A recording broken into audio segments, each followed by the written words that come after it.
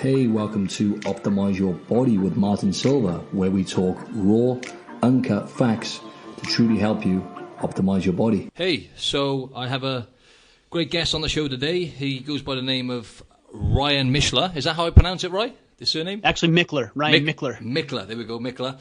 And he is the owner of Order of Man podcast. And yeah, I found out about you, Ryan, through Mind Pump Media, because I'm a massive Mind Pump fan, and I heard you. Oh yeah. Yeah, I heard your interview on the Mind Pump. Yeah, those are great podcast. Guys. Love all those guys. Good guys for sure. Great guys, yeah. So if you could we'll just dive straight into it, and if you could share with the audience exactly, what Order of Man represents and what inspired you to create this movement. Really, my goal with Order of Man is to help men become better husbands, fathers, business owners, community leaders, whatever way that they're showing up as men. It's my job to give them the tools and the guidance and the resources and the direction and the accountability and everything I possibly can to help these guys, because that's what I needed when I started. I started the podcast about 3.5 years ago, and I had really struggled in my relationships, really struggled in my business, struggled with my fitness and just every facet of life. And so I thought, man, there's no better opportunity than to go out there and learn from men who are successful, men who are achieving. And it was really fascinating because as soon as I started having these conversations, the thing really blew up, which was a testament to the fact that guys are looking for a resource for guidance and direction and how to step more fully up in their lives. And so that's been the goal, man, is just to give these guys some good conversations, some good resources, and then change the world through changing ourselves and being involved in the walls of our home and our communities and every way we show up. Great stuff. Yeah, it's a powerful thing now, isn't it? The art of technology, and yes, that's kind of what I'm venturing towards more now is just, as you say, just having people who, guys who are successful guys who, made their way in the world and actually adding value to the world. It's good to learn from these people, right? Yeah, I mean, and you're right. Technology is incredible. We wouldn't be having this conversation 20 years ago. And just to be able to see that we have podcasts, that we're connected, I think our time difference, we decided was 17-hour time difference. That's right, yeah. And we're having this crystal clear conversation like you're next door. I mean, this technology is incredible. It can be a detriment sometimes when we get so consumed and focused with the wrong things. But frankly, if we use it wisely, like any tool, it's a pretty powerful medium for sure. For sure. And I know you kind of grew up without a father figure, or without without an influential or positive male model in your life, role model if you like. So, kind of similar to me. I kind of grew up without a father figure, but I did have my stepdad who was, pros and cons really. But the bottom line is, I was just going to ask you how you have managed to kind of build the leadership and discipline and stuff that you've developed, obviously, because I know you were an ex-combat, you're ex-military, is that right? Yeah. So you're right. My father was out of the picture by the time I was 3 years old. Mm-hmm. And then I had another stepfather come into my life. He was an alcoholic, never abusive, but just not real present and available. Mm-hmm. There was glimpses and moments of that, but just not there fully. And then when I was about 13 years old, I had another stepfather come into my life. He was verbally and emotionally abusive and used all of his charisma and his power and his communication abilities and his skill and knowledge and intellect to push people down rather than lift people up. And so I really struggled when it came to how does a man show up in the walls of his home as a father and a husband. But fortunately, my mom always had some pretty good insight and knew that she couldn't fully raise me as a man, her being a woman. Mm-hmm. So she got me involved in scouts. I was very involved in scouts at a young age, and then very involved in competitive sports, which really helped because I had some great coaches. Some I still talk with today, nearly 20 years later. And then I joined the military right out of high school, and so I spent some time in the National Guard, including an active duty combat tour to Iraq in 2005, 2006, which you had mentioned. So a lot of what I gained and the knowledge and the experience that I have with regards to how a man shows up was through the experience of coaches and my time in the military and scouts, and frankly, a lot of men who had just volunteered their time to step up when they really didn't have to. Mm-hmm. And that's one of the things that I really try to do in my life is to step up in my community and volunteer as much as I possibly can, because I recognize how powerful and influential I can be in the lives of young men who may not have a father figure or the same advantages that a lot of other young men and women have. So I feel like it's my moral obligation to pass some of that down, the same information, knowledge, and experiences and insights that some of the coaches and other men in my life had handed down to me when they really didn't have to. Cool. Yeah, I can totally relate to that in terms of like playing sports and actually having, lads around you essentially, and that team sport, and actually, like you said, with coaches and stuff like that, I can definitely relate to that in terms of when my mum used to make me play rugby and do martial arts, all that kind of stuff when I was younger, which like you said is very tough for a woman single-handedly to bring a man up to be a man, right? Well, not only tough, it's impossible. Yeah, that's it. I mean, there's elements, and people like to debate and argue with me on this. There's elements, sure, of being a good human being in general, but there's certain things that a woman will never understand about being a man, just like there's certain things a man will never understand about being a woman. And so there's little dynamics and intricacies that a man is needed, absolutely, paramount to helping usher in the next wave of men. Yeah. But it's happening less and less, and we see more and more divorces. We see more and more children being born out of wedlock, and so dad just really isn't around, and it's becoming a very real problem. Absolutely. I just wanted you to sum up exactly what the two words toxic masculinity seems to mean, because I know you're getting obviously you're getting a hell of a lot of support, and it's great that you're making progress and getting momentum, but obviously you're getting some pushback, right? Because a lot of people don't like to hear the stuff you're talking about, although it's all real stuff, and I'm a big fan. But yeah, toxic masculinity, like what is this? And because I saw on your Instagram as well about a study that was done out here in Australia or something as well about, I don't know, they were insinuating something negative about masculinity. So yeah, what's your thoughts on that, mate? I actually don't subscribe to the notion or the idea of toxic masculinity. Yeah. I think the term is ridiculous. I think it's actually what I believe it is. It's an attempt to undermine masculinity altogether. So it's not that there's men out there who are behaving in a negative way, which is true, that does happen. It's that when that term is used, it's used as a blanketed statement to say that somehow masculinity in and of itself is negative, is toxic to society in general. And that's just not the case. That is just not the case. Is there masculinity that potentially is undeveloped? Sure, that's our boys, right? They have masculinity coursing through their veins, and it's our job as men to help usher these boys into manhood and help them understand how to use their masculine characteristics. But you can't exhibit toxic masculinity. You're either being toxic or you're not. And you might just be an asshole, but that's not toxic masculinity. That's not gender specific. It goes both ways. You know what I mean? Right. So I don't really subscribe. I don't at all subscribe or even acknowledge the term toxic masculinity. That's right. So it's like you talk a lot about obviously men taking ownership, right? And that's the bottom line with a lot of things. Really, is a lot of guys in this day and age. It was different. If you go back, say 30, 40 years ago, or even before that. I look at the generations above me, like my granddad and stuff like that, and it's just completely different day and age we live in. And a lot of guys nowadays don't step up and take responsibility and take ownership, right? So, can you explain like exactly what you mean when you say obviously taking ownership and actually stepping up to the plate and taking responsibility and actually taking control of your life? What do you actually mean by that as a man, if you can explain that? Sure. Yeah. I mean, I think there's a lot of people out there who I think inherently we understand what it means to take responsibility, but we're so quick to pawn off responsibility and the accountability onto somebody else. Right. If we're not performing at work, for example, it's not our fault.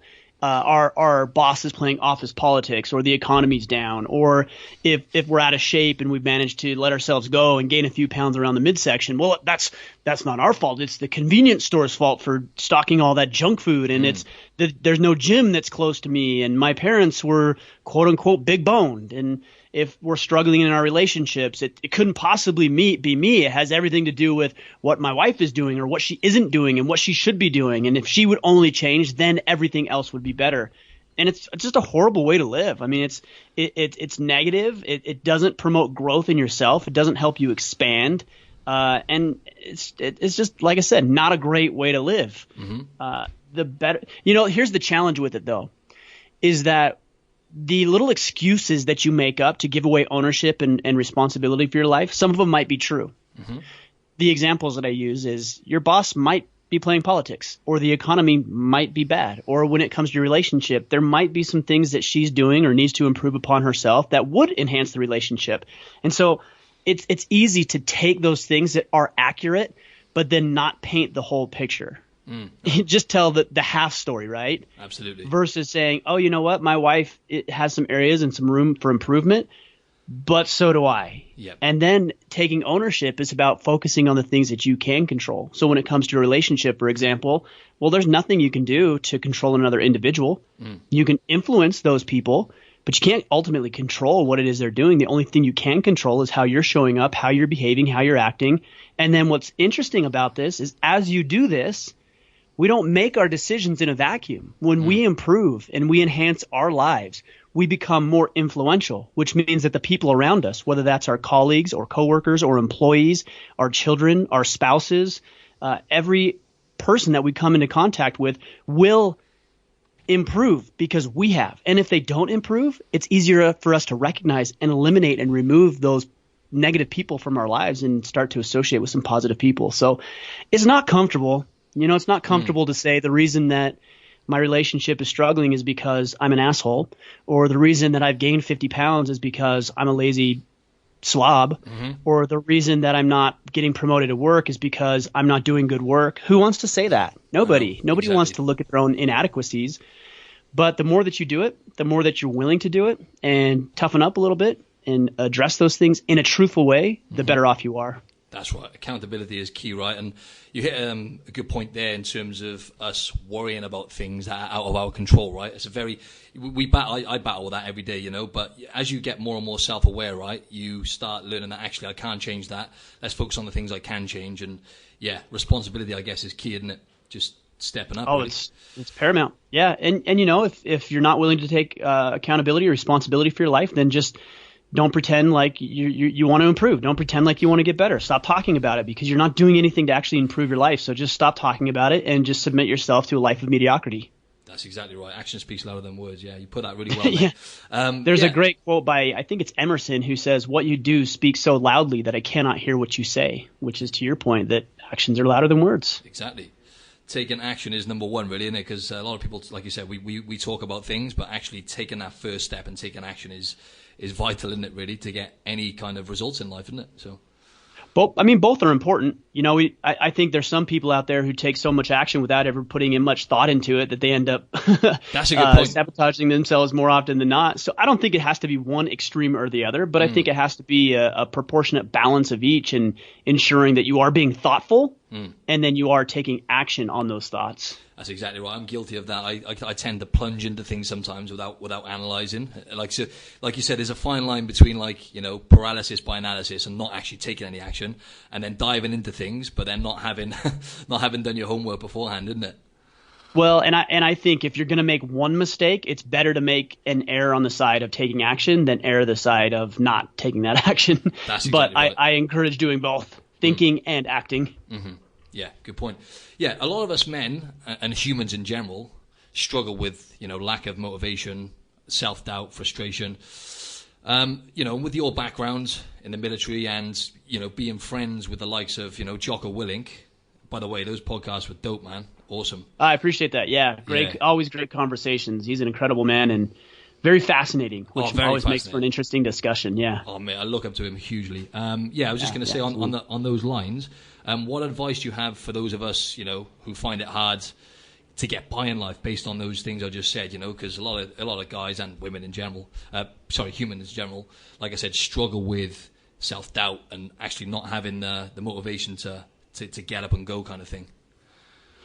Yeah, that's a hard one for me because I've never dealt with that. I've always been able to fixate on a prize and then just work my way towards it. I think a lot of people define success as once I accomplish that thing, then I'll be successful. And so what happens when you focus on life that way is that you're so hyper focused on the outcome that you're trying to find the quickest way there. And that's why we have these gimmicks, the quick tricks and the hacks and the 30 days to better abs and all kinds of other things that are absolute garbage. As opposed to, hey, you just got to work. Like every day, for the rest of your life, and then let the results take care of themselves. So what I focus on a little bit more so that's helped me is just the term robotic. I try to be robotic. I try to be monotonous in the things that I'm doing. And I know it isn't sexy. I know it isn't glamorous, but I define success not by the accomplishment itself, but by the work towards that accomplishment. And that way, every day I can look at it and I can check it off the list and say, yes, I worked out. Yes, I went for a run. Yes, I read books today. Yes, I ate right. Yes, I drank this much water. Yes, I had these conversations, or I made these sales calls. And then inevitably, you can just let the results take care of themselves. And they will. That's the beauty. Mm-hmm. They will absolutely take care of themselves if you can just learn to focus on and be relentless with the actions required to get you there. I wish that I had some little magical tip or trick or whatever it may be. I don't. I think you just got to focus on the actions. Yep. Absolutely. Well, that's I can go straight into this next one then, because you I can just kind of link this one to one of your another post I've seen actually on those lines. Then you were saying about, obviously the bottom line is what you were saying then is, we have to be uncomfortable, right? We have to suffer a little and we have to push through the pain barriers to actually get any long-lasting, meaningful results, right? So you mentioned in one of your posts embracing suffering, and for example, I just wanted to say on that note, for example, instant gratification and the short-term pleasures we get sucked into as humans, like whether that's social media, binge eating or drinking, just not looking after yourself in general, whatever that is, which is going to throw a spanner in the works, if you like, when it comes to your long-term success. So, yeah, you mentioned embracing suffering. Why do you think that's important? And could you explain a little bit more for the audience? Well, I mean, we learn best through suffering. We learn best through failure and through struggle, and we push ourselves, and we learn that we could do things that we didn't previously think possible. And isn't that amazing? Yeah. It's actually pretty pathetic when you just keep doing the same things over and over and over and over again. You never prove to yourself that you're getting better in any capacity. Absolutely. It's like, come on, go out there and push yourself and struggle a little bit. And you know what? If you don't first succeed, that's okay. You got tougher, you got harder. One of the things I've been doing a lot lately is running, because I'm preparing for a half marathon and then a marathon in the beginning of 2019. Cool. And that my split times are going down. The distances are improving, but you know what? None of that happens until you go out and you run 100 yards, and then you run a quarter of a mile, and then tomorrow you say, you know what, instead of a quarter of a mile, I'm going to run a third of a mile. And then the next day you say, you know what, I think I can run this full mile. Or the other day I went out and I did a 10K. I anticipated running 3 miles, but I ended up running just above 6.5, almost 7 miles. I couldn't have done that 2-3 months ago, but you have to be able to suffer. You have to be willing to put yourself in a very uncomfortable situation long enough that you build up the resilience and the toughness and the mental fortitude to be able to achieve what it is you're trying to achieve. Definitely, yeah. And I've done a few half marathons in the past myself, and there's no suffering like running, right? It's a tough old slog. It's miserable, isn't it? Big time. Yeah, and I mean, I know there's certain people out there who love running and love others. I'm just not. I don't know if I'm just not built for running, but I'm not going to tell myself that. I'm just going to go out there and run and do it anyways, because there's value in suffering, there's value in getting stronger, and there's value in doing things that I don't like. Exactly right. Yeah, and you're probably similar to me. You sound quite competitive, and I was the same. When I was doing half marathons, it was like, it wasn't just to take part. It was like, right, I want to get a killer time. So I managed to get sub 90 minutes. So I got I think an hour 28 was my fastest time. That's awesome. Oh, well mate, done. But I tell you what though, right? Like, literally from 1 mile onwards, it was just absolute torture. Like it was out of my depths basically. You know what I mean? But I still got it. But it wasn't. Yeah, it wasn't actually. That's a good point. Because if it was, you wouldn't have finished it. No, that's true. And so you just proved to yourself that you were able to accomplish something that you didn't previously think possible, and then you walk away with being a better human being. You walk away more capable, not just physically, but mentally. And the mental component of it is significantly stronger than the physical component. Because if you can get your mind right, then you can get everything else, including your body and fitness, in check as well. Absolutely. So you proved to yourself mentally that you could accomplish something you didn't previously think possible. Absolutely. And now you're a better human being because of it. That's right, exactly. And I was at least like 20 kilos heavier than everyone around me, like they were all these elite runners, because runners, as you say, like the build of a runner, they're normally really wiry. They're not carrying much weight. So yeah, that's true. But you know what? So what? You know, like I was driving down the road the other day and I saw this gal. She was kind of like I would say like half jogging, and she was severely overweight, like significantly overweight, probably. I would say at least 100 pounds overweight. And my knee jerk reaction was like, oh my gosh, like she needs to, like, I can't believe she's running. But then I thought to myself, you know what? Here's a woman who knows, like, it's not like she doesn't know she's overweight. It's not like she doesn't know that people are judging her and mocking her and ridiculing her as she's running down the road. But she's out there doing the thing. She's trying to improve herself. She's trying to get better. And how many people are sitting at home eating bonbons and Cheetos on their couch because they're afraid of what people will say? That's exactly. And yet right. here's this woman who is in the same boat. She knows. Exactly. She's not delusional about what she's dealing with. For sure. So she knows, and yet she's decided to overcome her own self-pity and her own talk and what other people think about her, and to get up and do something that's going to benefit her life. So yeah, my knee-jerk reaction was one of judgment, but I decided to say, you know what, good on her for doing that. Absolutely. Because I know how difficult it can be. Definitely. It takes a lot of courage, mate, especially when you get yourself, because obviously the self-image thing as well, right? So she's obviously, people like that are self-conscious, more self-conscious, obviously, of what people think about them and stuff like that. And the fact that they're probably super unfit as well. So to get out there and just put one foot in front of the other is the first step, isn't it? And that relates to something else I was going to say now, because you were just saying then about, what you were saying then is just essentially consistency, right? So building things up slowly. And it is simple, really. Life can be simple. Obviously, it's hard. I'm not going to deny that. It's tough. But if you just be consistent with the simple things, for example, like one of my flaws is procrastination, right? So I'm aware of it, and I'm trying to improve on that. But it's easy to say, right? Just being consistent, doing the simple things, and gaining momentum, right? Once you start doing that, actually, I've noticed from, building my body, getting to the pro level as a bodybuilder, that actually shit starts happening, right? But I know a lot of people can relate to this. Like, for example, procrastination, overwhelm. These two things I find a lot of people struggle with nowadays, because we live in a world where we are more distracted than ever, with like social media, technology and whatnot. Yeah. I've noticed, like, for example, I heard you say on a podcast that you organize, like, for example, the night before, you plan what you've got to do the next day, right? So what kind of habits and stuff have you formed, would you say, like that, for example, the organization thing, to actually help you make a lot of progress? Well, a morning routine for me has been pivotal. Getting up and doing the same thing over and over and over and over again. That way there's no guesswork as to what I need to do when I wake up. I wake up at 5:30. I might read a book and of course, drink some water and get stretched out and just get my body moving. I get into the gym at 6 o'clock. I work out for an hour. I come home. My family and I read some scriptures together. We have a little mini family meeting. Then we do family breakfast. And then I will get ready for the day, come downstairs, plan out my day even before I get started, and knowing I just planned it the night before, I go back and I strategize and prioritize what needs to be done, and then I execute and I kick butt for the rest of the day. Like that morning routine has been years and years and years of trial and error, and what works and what doesn't, and what's the best time and what isn't the best time, and when do I get the best work done. But that morning routine sets me up perfectly for the rest of the day. In addition to that, and you alluded to this, is I plan out my day the night before. So I know what workout I'm going to do. My clothes are out, ready to go. I know what needs to be accomplished. I know what the priority is. Because look, if I don't have that stuff, it's going to be very easy for me to wake up and hit the snooze, because I'm like, oh, I don't know what I need to do. I guess I'll just, I can wait a little longer. Yeah, so if you don't have a plan for what you're going to do, it's going to be very easy for you to hit the snooze, right? Because you're like, I could just wait.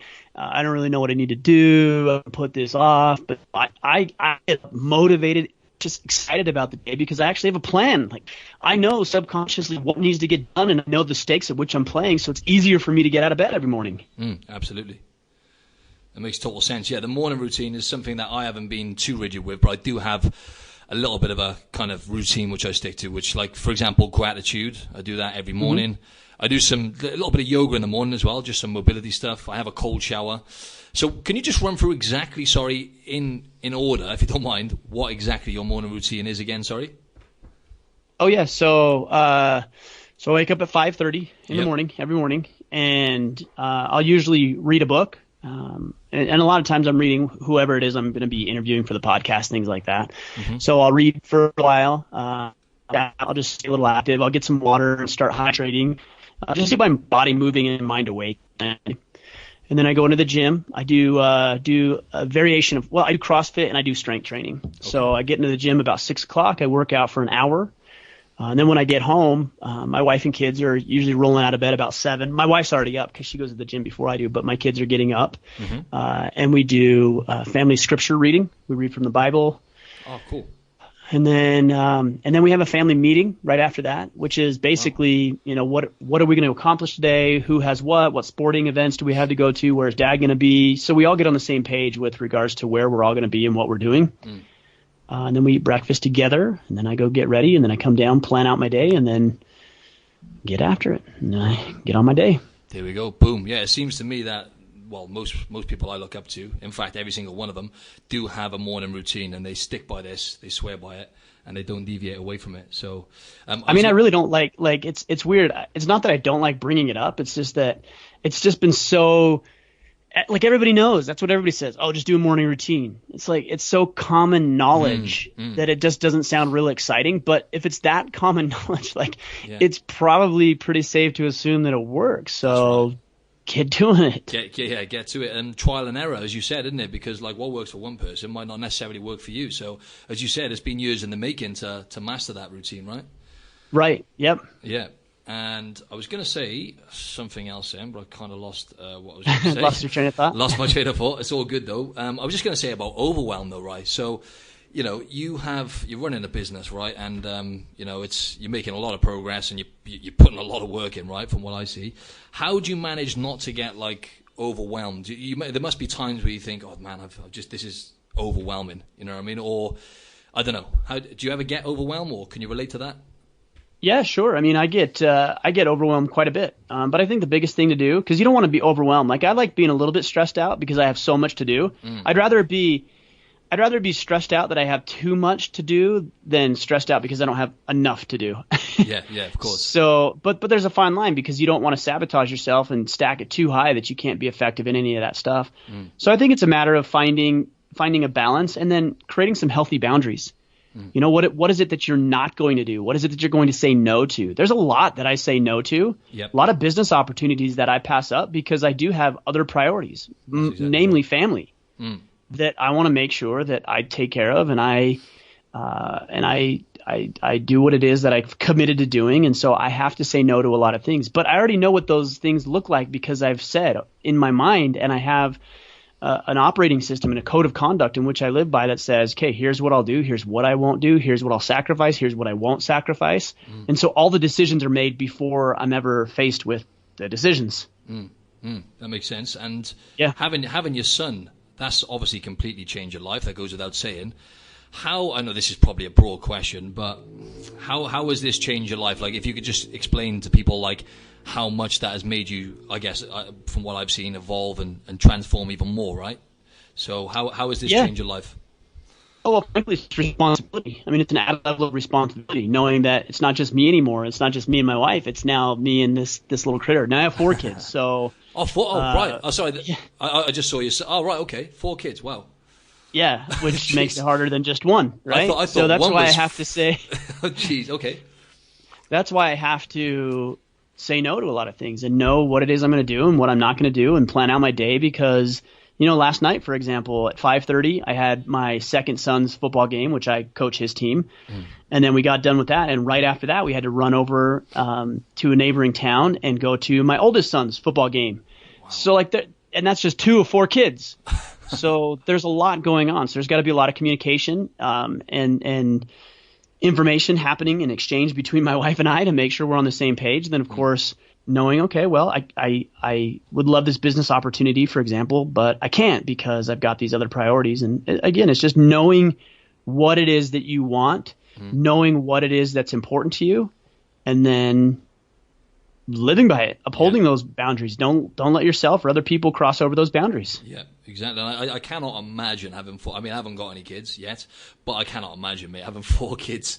That is busy, and considering what you're doing as well with with the business and stuff, and keeping on top. It's busy, but I love it. I wouldn't have it any other way. Exactly, and that kind of takes us to finding purpose. Then a question I was going to ask you about, obviously, how important it is, to find purpose in life in order to, I guess, achieve a meaningful life. Because I loved the conversation you had with Sal, because you had Sal on your podcast, Sal from Mind Pump, and you're talking about purpose. And those guys actually have kind of given me purpose, a lot more purpose in life, really, because they were the first podcast I tuned into a couple of years ago. And I've been a personal trainer now for like 12 years, and fitness is what I live, breathe, and eat. But these guys have maybe realized that actually adding value and giving is an important thing, obviously. Sure. So I was just going to say, obviously, having kids, that kind of takes your purpose to a whole nother level.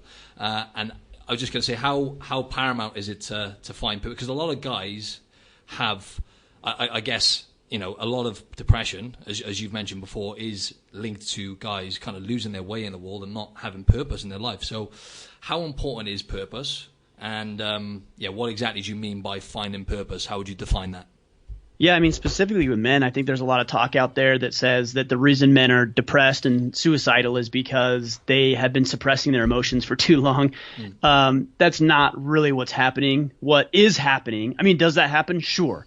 But more often than not, what actually is happening is that men are lacking purpose. We have a society that says, well, a large part of society anyways, that says that men are not needed, that men are obsolete. And so we have a bunch of guys wandering around who really don't know what it is they're supposed to be doing, don't know how to show up or why they're supposed to show up in the first place. We see this a lot with military members. These are men who have a very and women, frankly, too, who have a very clear sense of purpose and direction and motivation and know what they're needing to do, and it's life and death, and there's very significant ambitions and goals behind it. And then they get out of the military and they're lost. Mm-hmm. Right? They're completely lost because they've lost their whole sense of identity and they don't know what they need to be doing next.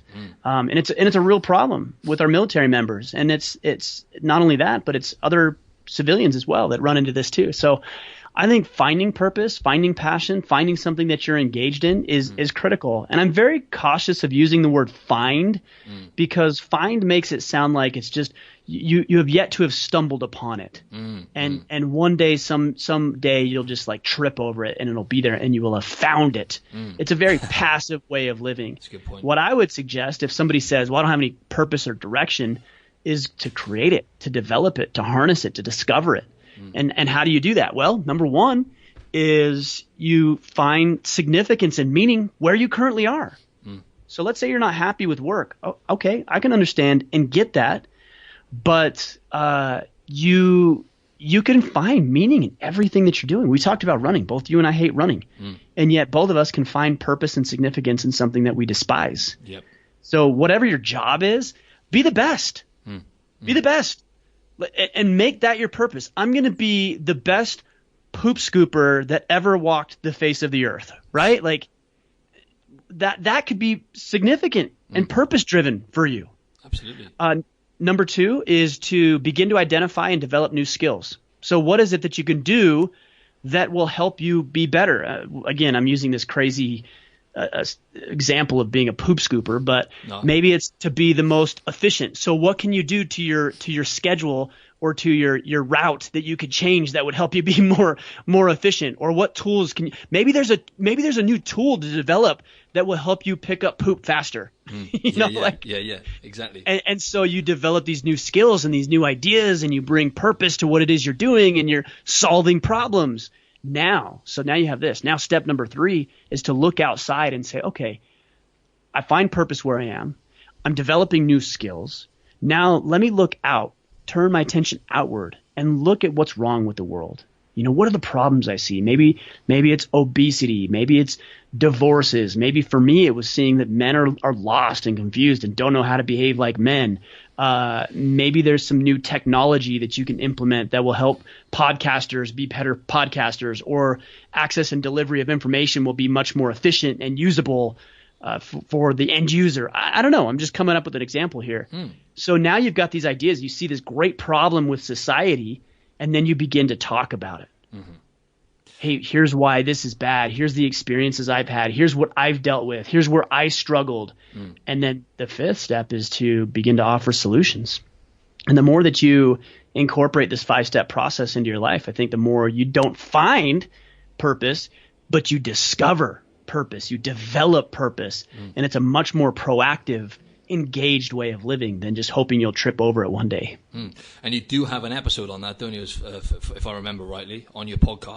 I don't know if I go through I just did a presentation for Clever Talks, which is a veterans organization that helps veterans transition into civilian life on that subject. But I don't know that I have. Okay, I know you had a few different ones. Yeah, that's right. Yeah, I think it might have been different steps, but something along those lines. But yeah, just to the listeners, you should go and listen to Order of Man podcast. I agree. You should do that. 100%, mate. 100%. Honestly, like I've learned a lot from it. And he gets very interesting guests on there as well, and it's just a lot of it is very applicable as well. You know, it's stuff you can apply straight away because once again, it's pretty simple. The things you need to do, it simplifies things a lot. Is what I'm trying to say. You know, just stop pissing around and start getting shit done, basically, isn't it? So that's a great way to sum it up, and that's such as life. You know, stop pissing around. And what was the other term you said? What was it? Actions speak louder than words. Nah, not that. Yeah, I don't know. Whatever you said. I like the way you said it. It sounds better with what I would call your accent. I'm sure you don't think you have an accent, but what I would call your accent. Oh, for sure. No, it is a different accent to the American, for sure. Because I guess over in America as well, what I notice is they really seem to like the British accent. It's probably because you don't really hear it very often, I guess. It's like we're always. I just think it sounds more intelligent than us Americans. We shorten everything, you know. Like we don't want to say as many syllables. We don't want to say as many words, and so we shorten everything, and it sounds. Well, it sounds like we're lazy, frankly, but not that like, is what it is. You don't do it like Australians are renowned for that. Australians are even worse. Honestly, they literally they'll simplify everything and just break everything down to like one or two words.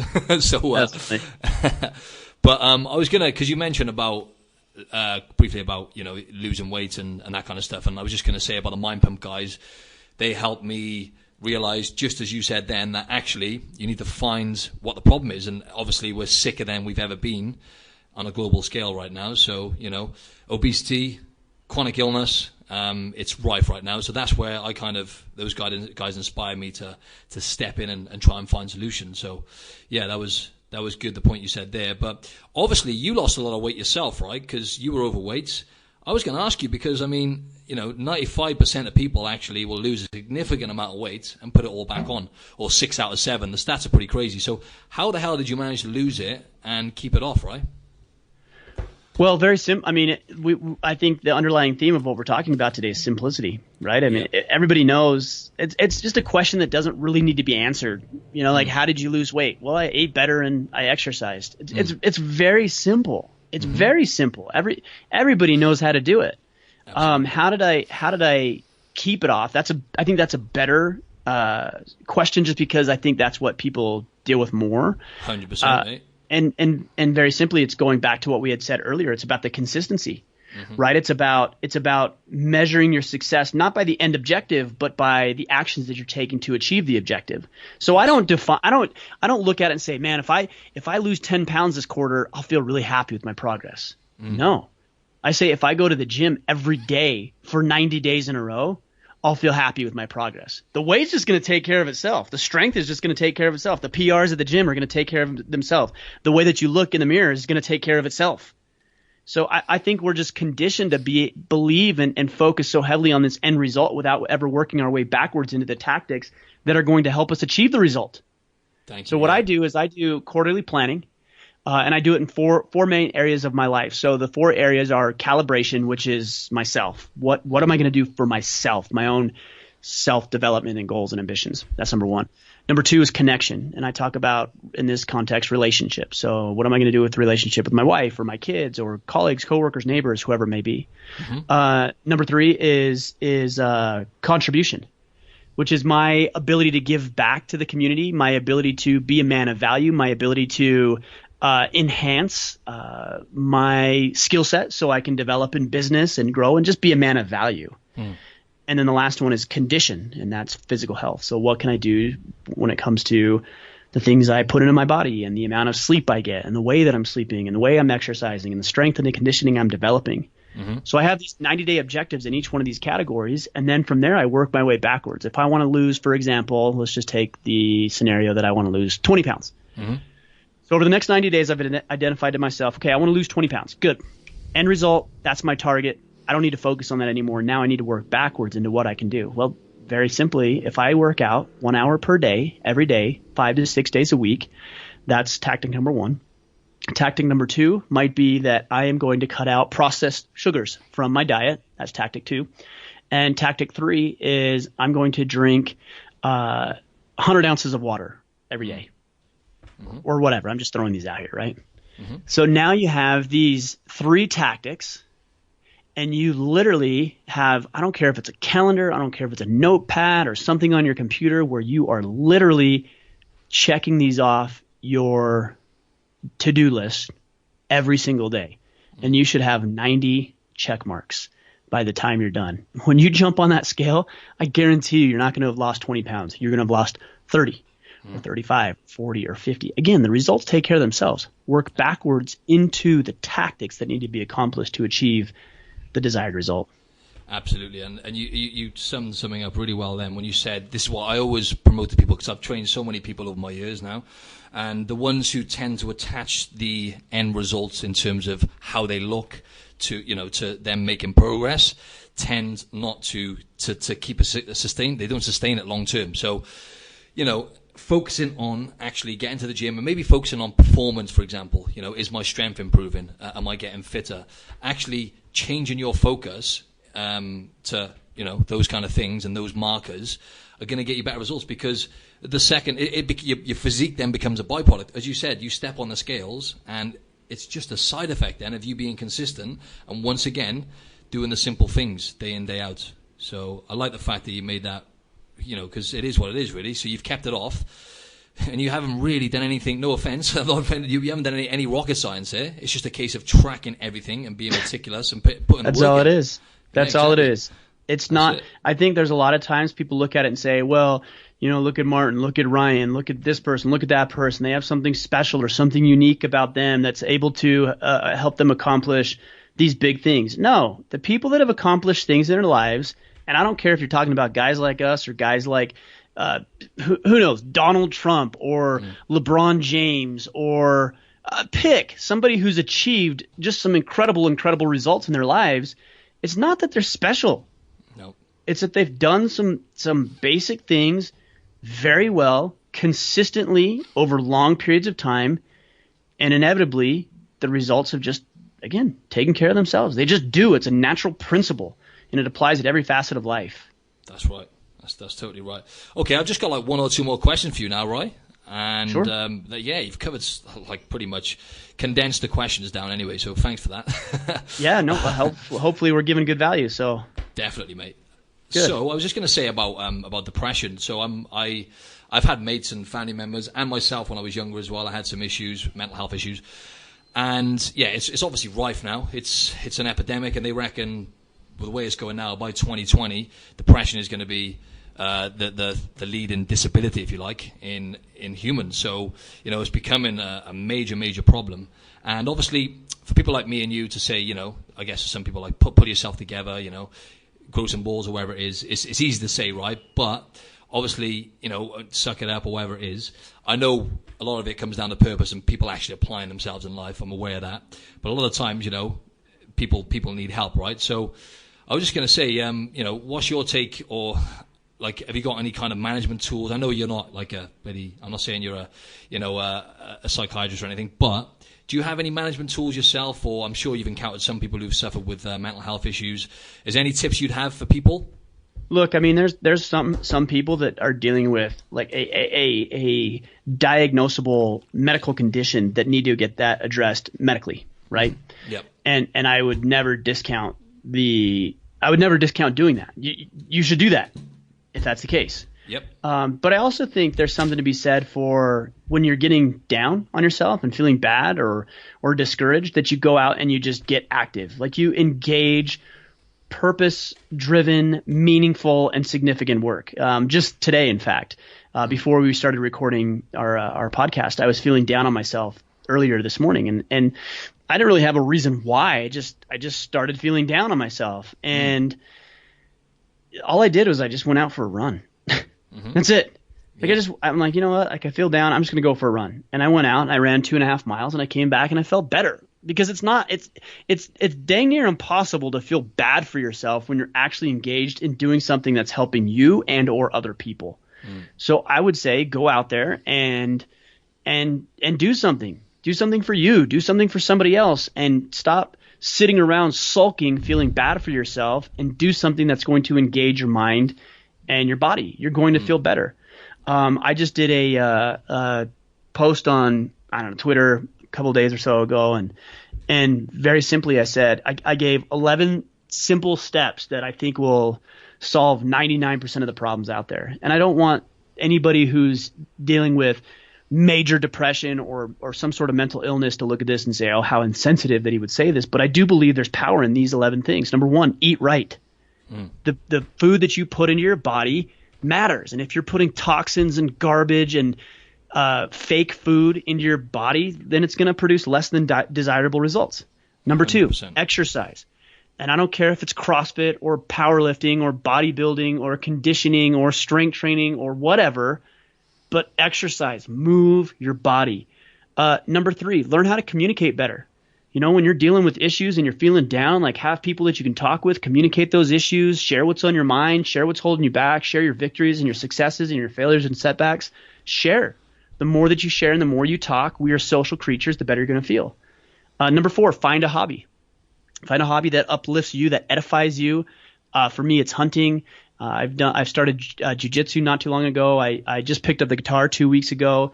These are 3 hobbies that I do that help me. And when I feel down, I can get on one of these things and feel a whole lot better in doing those things. Number 5, read books. You know, we have access to the world's best information, the sharpest and most brilliant minds the world has ever known. And all you have to do is go into the library for free and get access to one of these books and just start reading and applying and learning and expanding and growing. And then along those lines, number 6 is develop new skills.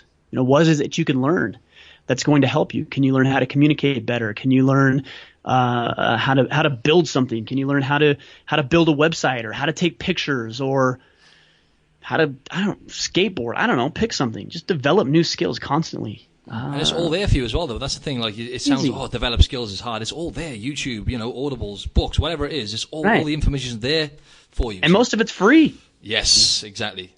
So, I think I went through 6. You want me to go through all these? I mean, these are just 6. These are game changers. So, yeah, if you can keep going, that'd be great. Yeah, so number, I think, what did I say, 7? Number 7. That was, number 7 now, yeah. Okay, yeah. So challenge yourself. Yeah, I think this is particularly true of men. You've got to challenge yourself. John Eldredge, he's the author of a book called Wild at Heart, says, deep in his heart, every man longs for a battle to fight, an adventure to live, and a beauty to rescue. And yet, if you look around in society, most men don't have any of those.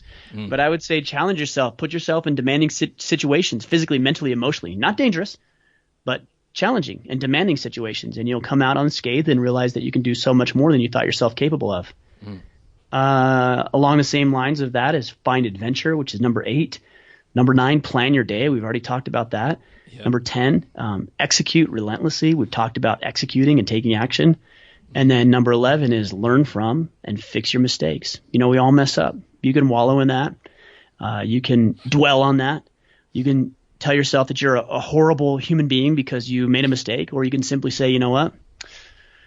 That was a tough lesson to learn. That was an expensive lesson, but I learned it, and here's what I learned, and let me go fix this, make amends with the people and the situations that need to be made amends with, and then be better moving forward. Those are 11 things that I've done in my own life that have helped me immensely when I get down and depressed and feeling sorry for myself. Incredible, mate. That was really, really valuable to the listeners, I think. And yeah, like a Richard Branson famous quote is, nothing ventured, nothing gained. Pretty straightforward, really, but that's what it's about. And you've got to stick your head out, stick your neck out even, and, take action, isn't it? Right. Yep. Very simple.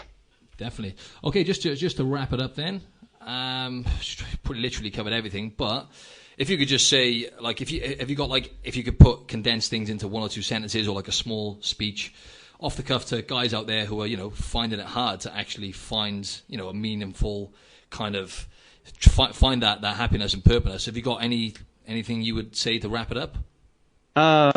Man, I kind of think we went through it. We those 11. Did, yeah. I mean, those 11 steps. Like, just go back and rewind. Just go back. Simple. 2 minutes and go listen to those 11 steps. And that's why I was reluctant to ask that then.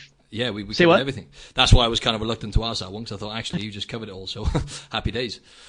Yeah, no, I think we did. Just go out there and find things that are going to give you purpose and significance, and use those steps in your life, and be consistent. You had mentioned that a couple of times, and I think you'll drastically see changes in a very short period of time. Fantastic. Where can the listeners find you, Rye? So if you could just reel off your platforms. Sure, yeah. Well, you're listening to a podcast, so we've got a podcast as well, Order of Man. So wherever you're listening to this, just type in Order of Man in that search bar, and you'll find us. You can go to our website, orderofman.com. You can Google Order of Man. You can find us on Twitter, Facebook, Instagram, all at Order of Man. We're out there. You'll find us. Mm-hmm.